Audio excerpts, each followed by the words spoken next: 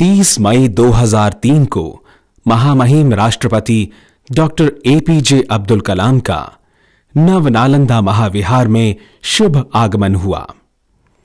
नव नालंदा महाविहार के कार्यक्रम के दौरान महामहिम ने heritage of Nalanda and it's continuity का विमोचन किया। On behalf of Nav Nalanda Mahavihar family, I welcome you all on this auspicious day to celebrate the Golden Jubilee Foundation Day function of Nav Nalanda Mahavihar. To begin with, I would like to take this opportunity to pay my respect to all the Acharyas of Nalanda Mahavihar, the ancient university, and also to the Acharyas and all my predecessors of Nav Nalanda Mahavihar who kept the light of knowledge burning till today.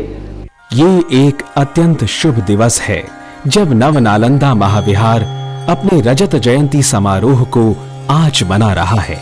यहाँ के विद्यार्थी उपाधि ग्रहण करने के पश्चात ज्ञान के प्रकाश को प्रकाशित रखेंगे तथा भगवान बुद्ध द्वारा उपदिष्ट मध्यम मार्ग का संदेश संपूर्ण विश्व में प्रसारित करते हुए शुद्ध, सादा और सदाचार का जीवन व्यतीत करेंगे। सदियों तक नालंदा भारतीय संस्कृति, विशेषतः बुद्ध धर्म को एशिया के अनेक स्थानों जैसे तिब्बत, चीन, Mongolia, Korea, Japan, Bhutan, Bangladesh, Myanmar, Sri Lanka, Thailand, Cambodia, Laos तथा वियतनाम आदि में प्रसारित करता रहा है। आज भी ये देश अपने आध्यात्मिक तथा सांस्कृतिक विकास तथा उन्नति के लिए नालंदा के योगदान का महत्व जानते हैं।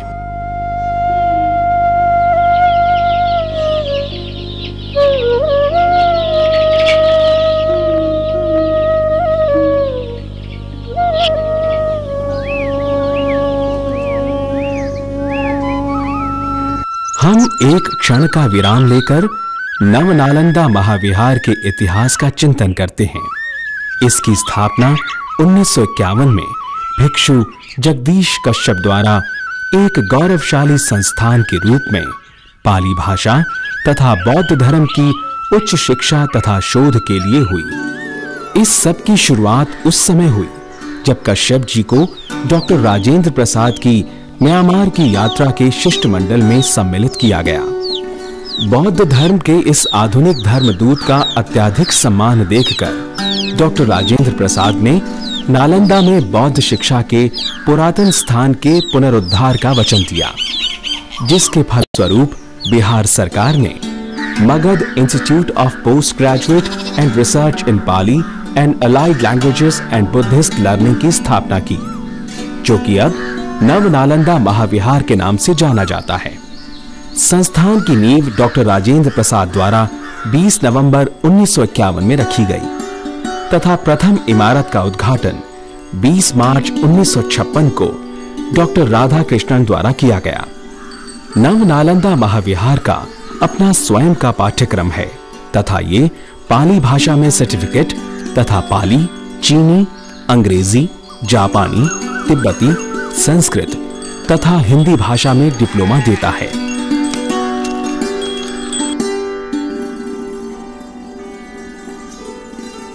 ये पाली, दर्शन शास्त्र तथा प्राचीन भारतीय एवं एशियाई अध्ययन पाठ्यक्रम के लिए मगध विश्वविद्यालय से जुड़ा है तथा पाली आचार्य पाठ्यक्रम के लिए कामेश्वर सिंह दरभंगा विश्वविद्यालय से जुड़ा है। महाविहार ने देश विदेश से अनेकों विद्यार्थियों को आकर्षित किया है।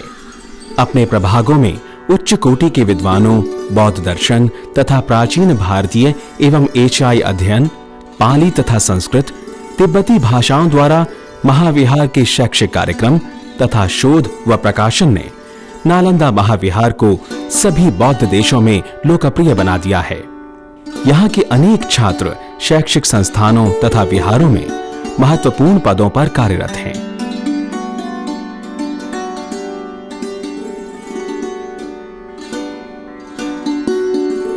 क्या है वो आकर्षण जिसके कारण ये छात्र दूर दूर से यहां आते हैं? I am Karmagolle Sumangala Thero. I am from Sri Lanka. We are at this moment in the Nalanda Mahavihar. This is my friend Puaggaha Namudda Thero. He also from Sri Lanka. Another one is Vatukande Devamitra Thero. He also in Sri Lanka. We came from the Paramnamuchetya Pirivana. Nalanda is very important thing in the Sasana, because ancient time it was very glorious in the world. Everywhere the monks came and studied. This was the main Buddhist education center. Its fame destroyed. Now we want to start again the Nalanda. You see, Nalanda is a kingdom of knowledge, and that's a traditional Buddhist institution. Here provide a very good, excellent Buddhist education for all the monks and laymen and all the scholars from the ancient time up to now. With many monks coming from other Buddhist country, the library is so many books for my present research and for the future Buddhist activity. I am Cambodian monk coming from Cambodia for studying here now. I am doing in the MA philosophy. Why did I come here? Because of I heard so many generations of the Cambodian scholars live from the Nalanda Mahavihar, and otherwise in my country it's a Buddhist country, so these Buddhist people, also Buddhist traditions have export from the India. When I was knows about the Mahavihara, is a library, about a library in Pali only. Without Pali we cannot understand the Buddhism, what Buddha was taught. So all the Buddha's words are in Pali only. So that's why we have to know the main words of Pali. So that is my own aim.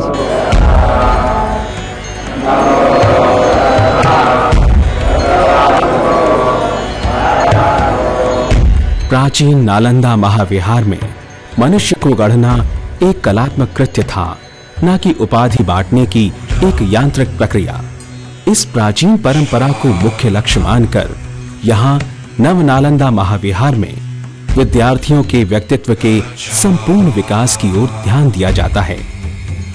उनके चित्त को प्रशिक्षित कर ज्ञान प्राप्त करने की साधना का अभ्यास भी कराया जाता है, जिससे उनकी रचनात्मक क्षमता बढ़े और आत्मसंतोष मिले।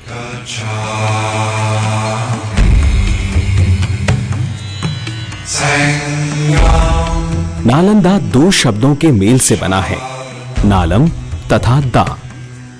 संस्कृत भाषा में नालम का अर्थ है कमल का फूल, जो कि ज्ञान का प्रतीक है।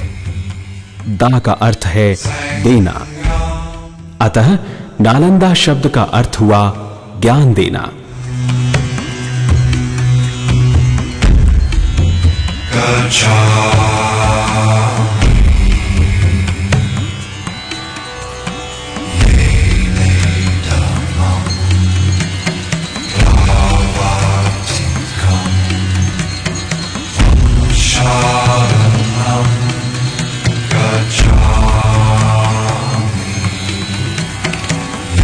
प्राचीन नालंदा महाविहार विश्व का सबसे पुरातन विश्वविद्यालय था, जहां न केवल भारतवर्ष से बल्कि समस्त विश्व से विद्यार्थी विद्या अर्जन करने आते थे।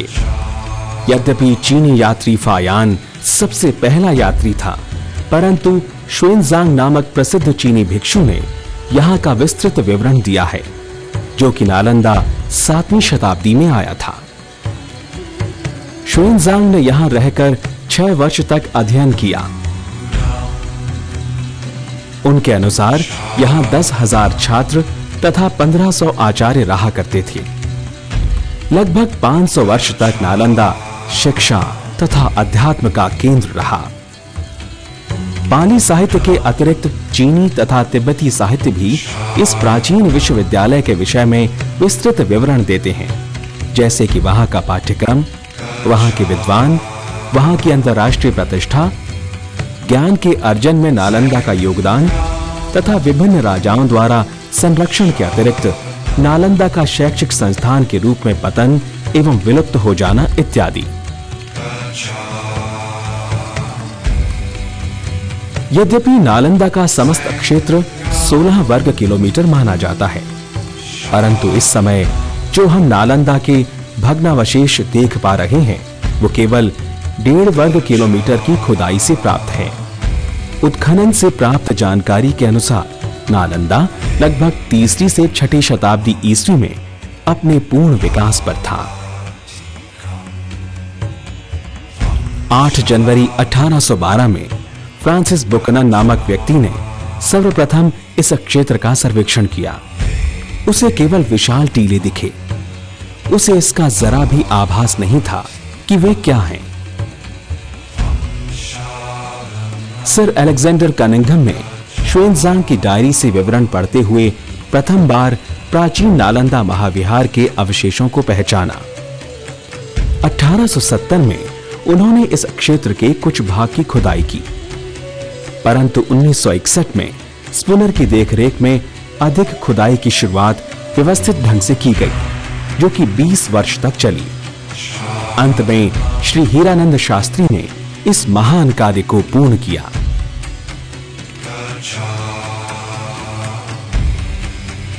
खुदाई से पता चलता है कि विश्वविद्यालय 2 भागों में बटा था। चैत्य पूर्व में थे तथा विहार पश्चिम की ओर मुख किए थे। श्वेनज़ांग ने नालंदा के जिन 106 विहारों का विवरण दिया है, उनमें से केवल 11 के उत्खनन का कार्य हुआ है।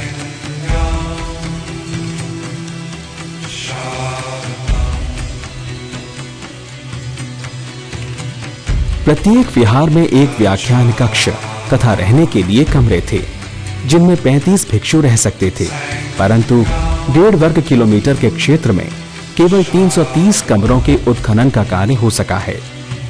अष्टकोणीय कुआं, रसोई तथा भंडार गृह स्पष्टतः देखे जा सकते हैं।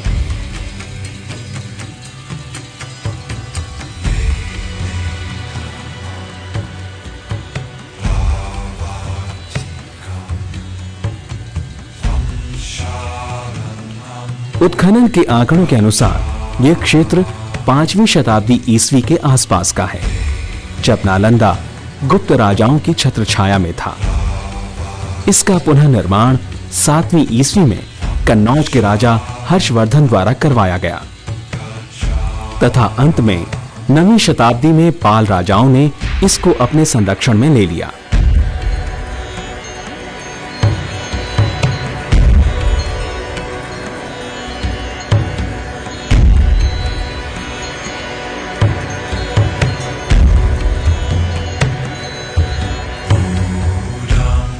ये 3 भिन्न स्तर यहाँ के ढांचे पर स्पष्टतः देखने को मिलते हैं। पुस्तकालय भवन में 3 भव्य पुस्तकालय थे, जो कि धर्मगंज के नाम से विख्यात था, परंतु इस क्षेत्र की अभी तक खुदाई नहीं हुई है। भगवान बुद्ध के 2 प्रमुख शिष्य धम्म सेनापति सारिपुत्र तथा महामोगलान नालंदा के ही थे।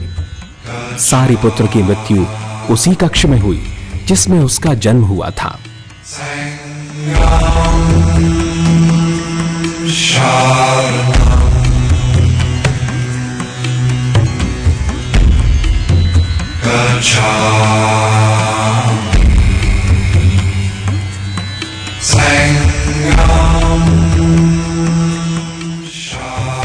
जब मौर्य राजा अशोक 3री शताब्दी ईसा पूर्व में यहाँ आया, तो उसने यहाँ धम्म सेनापति सारिपुत्र के अवशेषों पर यादगार के रूप में एक स्तूप का निर्माण करवाया।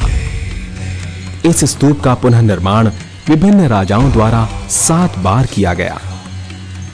इस स्तूप के आसपास अनेक मूर्तियां हैं, जो कि 5वीं शताब्दी ईस्वी की हैं। वे भगवान बुद्ध और उनके 2 शिष्यों सारिपुत्र और महामोगलान की हैं, और एक मूर्ति वो है जब उन्होंने निर्वाण प्राप्त किया था, तथा एक में जब वो बोधिसत्व थे। छठी शताब्दी ईसा पूर्व मानव जीवन के इतिहास का एक बहुत ही महत्वपूर्ण समय था। ये वो समय था जब राजकुमार सिद्धार्थ ने जीवन और मृत्यु के गूढ़ प्रश्नों के उत्तर की खोज में अपना परिवार तथा समस्त ऐश्वर्य का त्याग कर दिया। सिद्धार्थ गौतम, जो कि बुद्ध के रूप में समस्त विश्व में जाने गए तथा जिनके उपदेश समस्त संसार में फैल गए, बुद्ध ने अपने शिष्यों को स्वयं अपने भीतर सत्य की खोज करने का उपदेश दिया। उन्होंने बताया कि जीवन 4 आर्य सत्यों पर आधारित है। जीवन दुख है तथा दुख का कारण तृष्णा या आसक्ति है, जो कि मनुष्य को सांसारिक वस्तुओं के प्रति होती है। व्यक्ति दुख का निवारण आसक्ति का प्रहार करके कर सकता है। तृष्णा या आसक्ति का प्रहार भगवान बुद्ध द्वारा उपदिष्ट अष्टांगिक मार्ग पर चलकर किया जा सकता है। अष्टांगिक मार्ग में सम्यक दृष्टि, सम्यक संकल्प, सम्यक वाचा, सम्यक आजीव, सम्यक व्यायाम, सम्यक कर्मांत, सम्यक स्मृति तथा सम्यक समाधि आते हैं।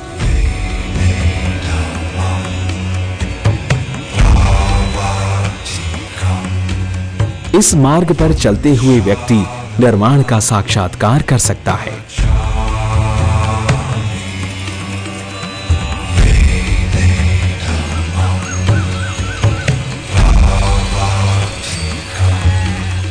सभी दुखी जनों को दुख मुक्त करने तथा सुख शांति के लिए भगवान बुद्ध ने जीवन भर चारिका की। वो अपने शिष्यों के साथ भिक्षा मांगते हुए तथा लोगों को उपदेश देते हुए चारिका करते थे।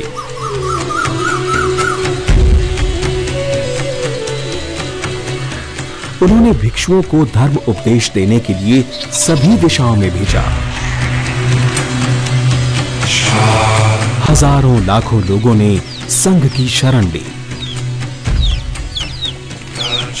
बुद्ध बनने से पूर्व गौतम ने राजा बिंबिसार से प्रतिज्ञा की थी कि जब वो सत्य को जान लेंगे तब वो उन्हें उस सत्य का ज्ञान कराने राजगृह अवश्य लौटेंगे।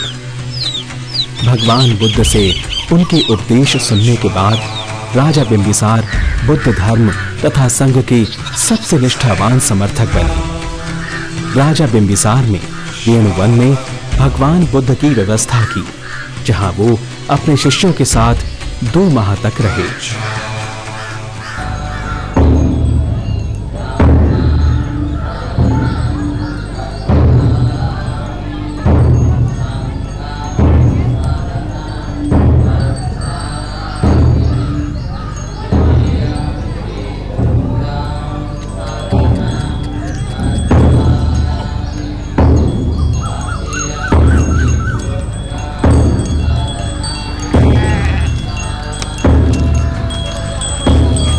नालंदा उस समय एक समृद्ध तथा विकसित नगर था, जो कि मगध राज्य की राजधानी राजगृह के समीप था। नालंदा उस समय राजगृह की तुलना में अधिक शांत एवं सुरक्षित क्षेत्र था। भविष्य में ये दोनों क्षेत्र मिलकर भगवान बुद्ध की धर्म संबंधी गतिविधियों के लिए बहुत महत्वपूर्ण हुए। बौद्ध साहित्य में ये क्षेत्र आम्रकुंज के नाम से उल्लिखित है। ये वही स्थान है जहां भगवान महावीर तथा भगवान बुद्ध अधिकतर आया करते थे।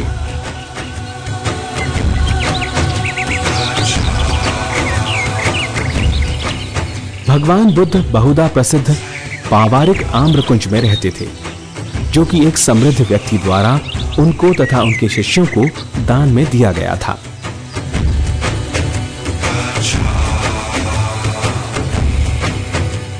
यहीं पर भगवान बुद्ध ने 10 सूत्रों का उपदेश दिया।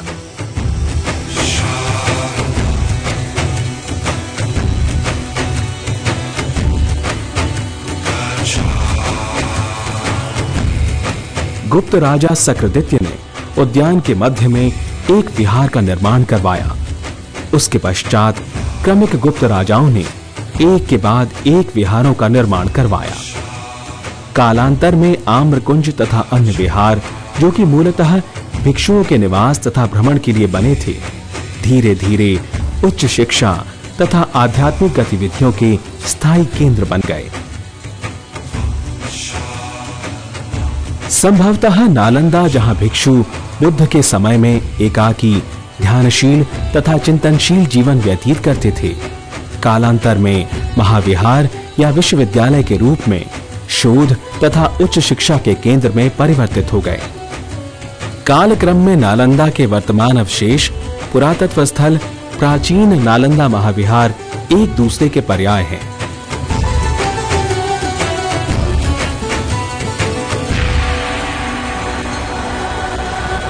यद्यपि प्राचीन नालंदा महाविहार तपोमय भूमि थी, तद्यपि इसमें धार्मिक तथा अन्य धर्मनिरपेक्ष विषयों को भी पाठ्यक्रम में सम्मिलित किया गया था, जिसमें 18 हीनयान संप्रदायों से संबंधित सभी महत्वपूर्ण यान और कार्य को सम्मिलित किया गया था तथा अन्य धर्मनिरपेक्ष विषय जैसे वेद, हेतुवेद या तर्कशास्त्र, सत्य विद्या या व्याकरण, चिकित्सा या विज्ञान, जादू संबंधी कार्य या अथर्ववेद तथा सांख्य, जो कि दर्शन की शाखा है, ये परियत्ति या सैद्धांतिक तथा पटिपात्ति या व्यवहारिक दोनों प्रकार की शिक्षा का केंद्र था। सैद्धांतिक रूप से जो भी पढ़ाया जाता था, जीवन में उसे व्यवहार में लाने की शिक्षा दी जाती थी। नालंदा महाविहार की शिक्षा का मुख्य उद्देश्य शील संपन्न बौद्धिक तथा आध्यात्मिक जीवन का विकास था, जो कि मनुष्य को उच्च स्तर के मानवीय गुणों के विकास की ओर उन्मुख करते।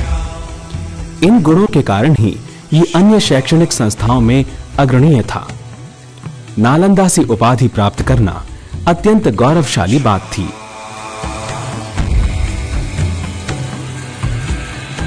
प्राचीन नालंदा विश्वविद्यालय में प्रवेश इतना कठिन था कि 10 में से 2 या 3 विद्यार्थी ही द्वार पंडितों द्वारा चयनित होते थे।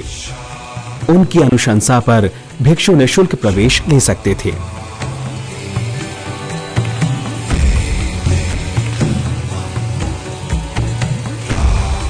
नालंदा विश्वविद्यालय के अस्तित्व में आने के पहले पूरी दुनिया में केवल एक ही विश्वविद्यालय था, जो तक्षशिला में था।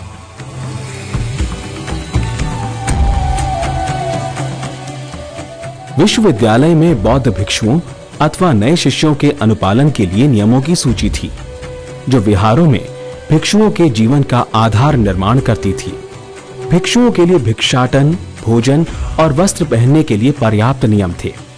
दैनिक जीवन के नियमों के अतिरिक्त अनुशासन के पालन के लिए भी नियम थे। श्वेनजांग द्वारा दिए गए विवरण के अनुसार दिन की शुरुआत प्रातःकाल ढोल की ध्वनि से होती थी, जो अध्ययन एवं पूजा काल में विभाजित था। प्रत्येक अवधि की घोषणा ढोल बजाकर और शंख ध्वनि से की जाती थी। दोपहर के पूर्व एक निश्चित समय में सभी अधिवासी परिसर के तालाबों में स्नान करते थे। नालंदा के भिक्षु शिक्षक प्रतिष्ठित, बहादुर, पूज्य और विद्वान माने जाते थे और इसके लिए समाज में इन्हें आदर और सम्मान प्राप्त होता था। भगवान बुद्ध के प्रथम उपदेश देने के बाद सदियों से नालंदा के विद्वान आचार्यों का बौद्ध संसार में व्यापक रूप से स्वागत हुआ है। तिब्बत सहित अनेकों बौद्ध देशों के शासकों ने उन्हें अपने देश में बुद्ध के उपदेश को पढ़ाने व सिखाने के लिए बुलाया। महान विद्वान, प्रसिद्ध आचार्य, बौद्ध तंत्र के विशेषज्ञ गुरु पद्म संभव नालंदा महाविहार से थे।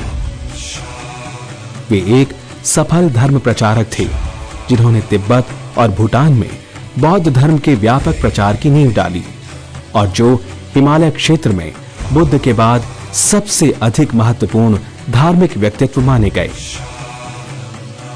श्वेनजांग ने भी आचार्य शीलभद्र के द्वारा प्राप्त ज्ञान के आधार पर एक नई शाखा की स्थापना अपने देश चीन लौटने के पश्चात की।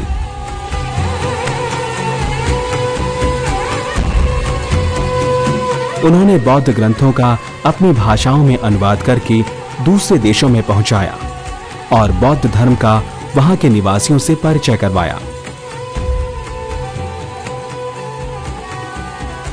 हालांकि बुद्ध के उपदेश मौखिक थे, अंततः वे उनके अनुयायियों द्वारा लिपिबद्ध किए गए और बाद के वर्षों में विभिन्न भाषाओं में अनुवादित हुए।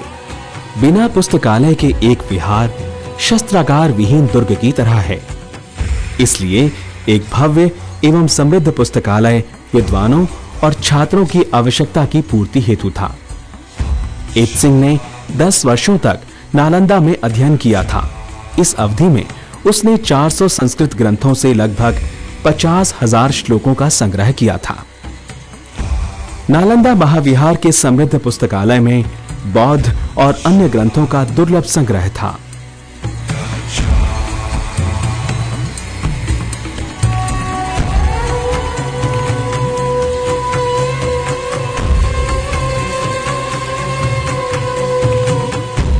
इसके अतिरिक्त तुलनात्मक अध्ययन के लिए ब्राह्मणवादी दार्शनिक व्यवस्था की पुस्तकें थीं।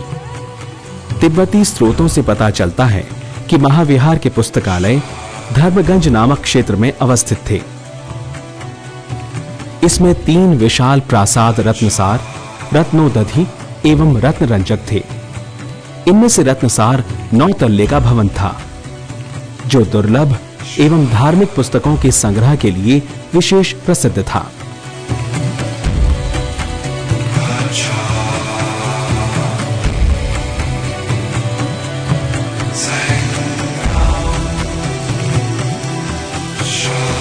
(1205 ईस्वी में नालंदा विनष्ट कर दिया गया और गौरवपूर्ण अध्याय समाप्त हो गया। बख्तियार खिलजी के नेतृत्व में आक्रमणकारियों ने महाविहार को धूल में मिला दिया। उन्होंने पुस्तकालयों के साथ साथ अमूल्य पांडुलिपियों, कला, साहित्य और विज्ञान की पुस्तकों को भी जला दिया। ऐसा कहा जाता है कि ये आग लगभग 6 महीने तक सुलगती रही। अब हम लोग उन बहुमूल्य पांडुलिपियों के विषय में केवल कल्पना ही कर सकते हैं, जो कि सर्वदा के लिए समाप्त हो गईं। नालंदा विश्वविद्यालय अब खंडहर के रूप में है और अपने गौरवपूर्ण एवं उत्कर्षपूर्ण अतीत की कहानी कह रहा है।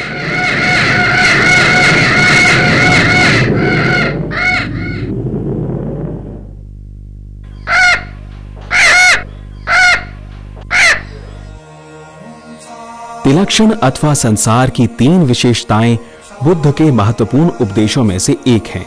वो है प्रत्येक वस्तु अनित्य है, अनिच्छ है तथा दुख का विषय है। दुख सारहीन तथा अनात्म है।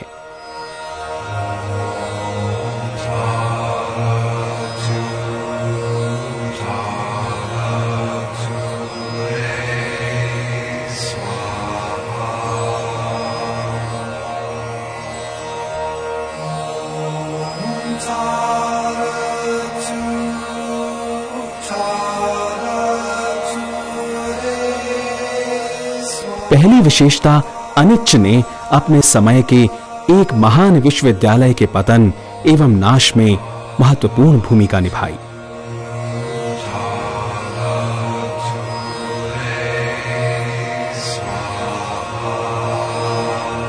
आज नव नालंदा महाविहार का पुस्तकालय 2 मंजिला है, जिसमें 16 शोध कक्ष एवं 2 बड़े अध्ययन कक्ष हैं।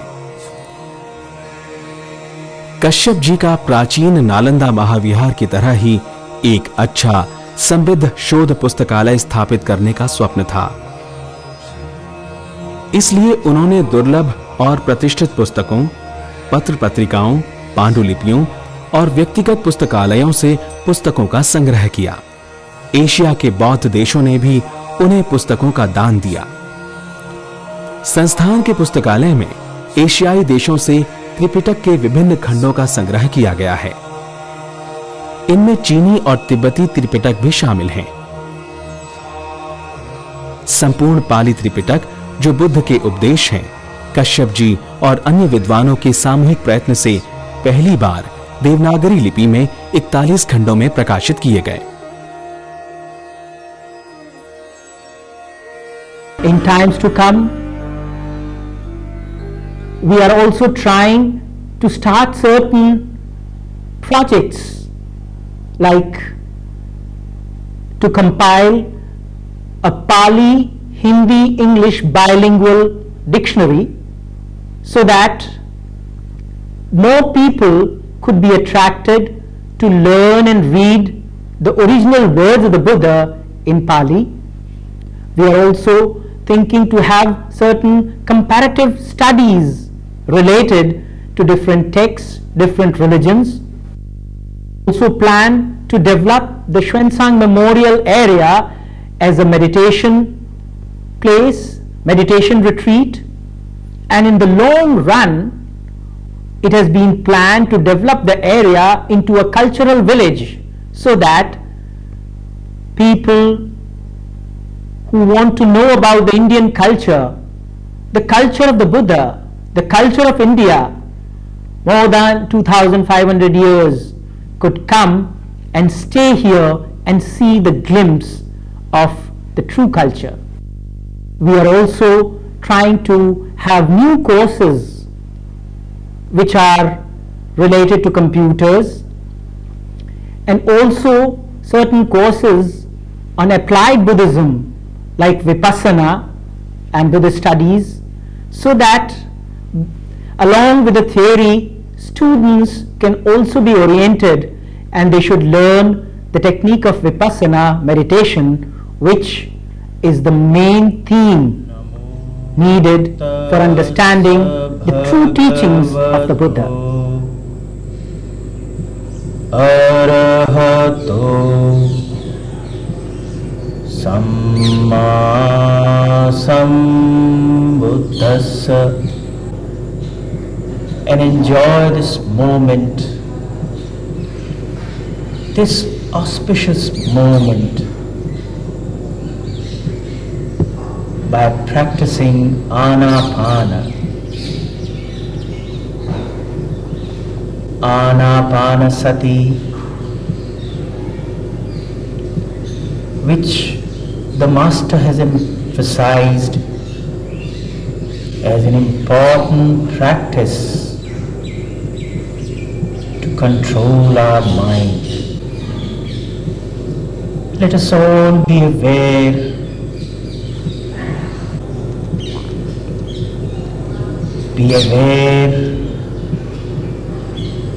be attentive, breathe in.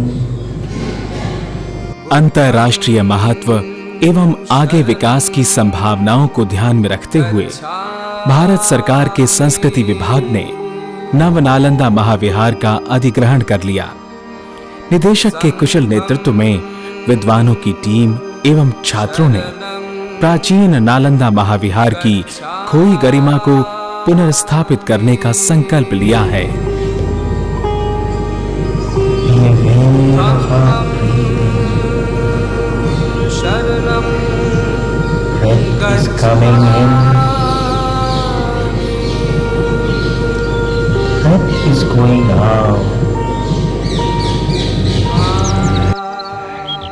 विश्व के विभिन्न भागों से छात्र नालंदा में एक साथ रहने के लिए आते हैं तथा बुद्ध के उपदेशों से प्रेरणा पाकर शुद्ध, सात्विक और जीवन व्यतीत करते हैं। छात्र जानते हैं कि अज्ञान का निवारण केवल तथागत के आदर्श किंतु कठिन अष्टांगिक मार्ग पर चलकर ही हो सकता है। इसलिए विद्वान प्राध्यापक छात्रों का मार्गदर्शन करें ताकि वे अपने अंदर सत्य का साक्षात्कार कर सकें एवं उदार बन सकें।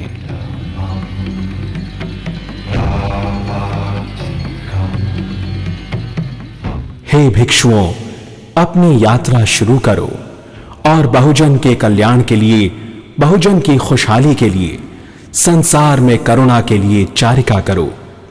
नियमों का उपदेश दो, इसके मूल भाव और सामान्य भाव का उपदेश दो, इसकी पवित्रता की संपूर्णता को धार्मिक जीवन के व्यवहार में दिखलाओ।